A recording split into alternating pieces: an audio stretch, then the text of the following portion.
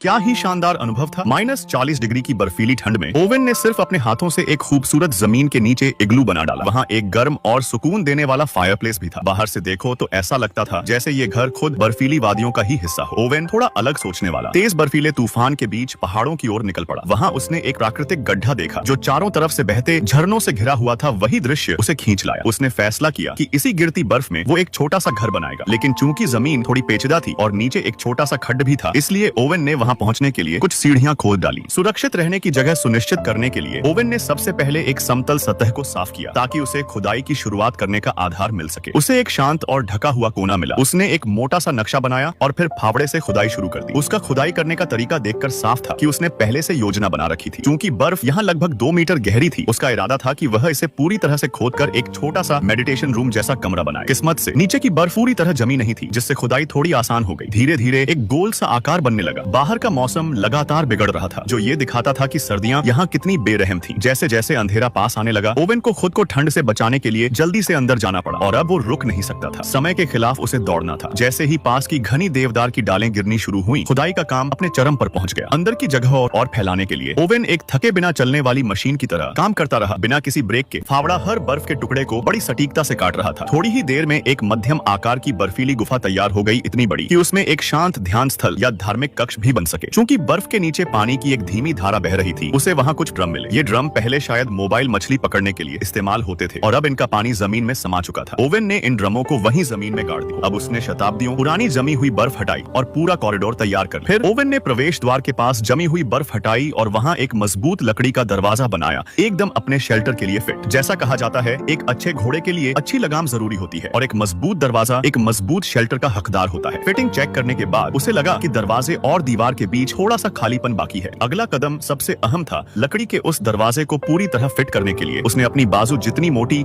एक लकड़ी की डंडी शेल्टर की छत में फंसा दी। अब सही एंगल से वह भारी भरकम दरवाजे को मजबूती से सेट कर पाया। वो चुप था, लेकिन आराम नहीं कर रहा था। इसके बजाय वह अपने फावड़े से भीतर की ओर जगह को और फैलाता रहा। कहते हैं, एक ऐसी आरामदायक खाट जो 180 पाउंड तक का वजन सह सके, वो अगर रात भर की नींद दे दे तो जोड़ों के हर दर्द को भी ठीक कर सकती है। अब उसका आश्रय लगभग पूरा हो गया था। नदी की ओर मछली पकड़ने निकलने ही वाला था कि अचानक उसे जमीन पर कुछ चमकता दिखा। एक सोने की अंगूठी। ओवेन के चेहरे पर एक हल्की सी मुस्कान आ गई। क्या तुम भी ओवेन जैसा जुगाड़ू और ताकतवर बनना चाहते हो? तो अगला पार्ट मिस मत करना।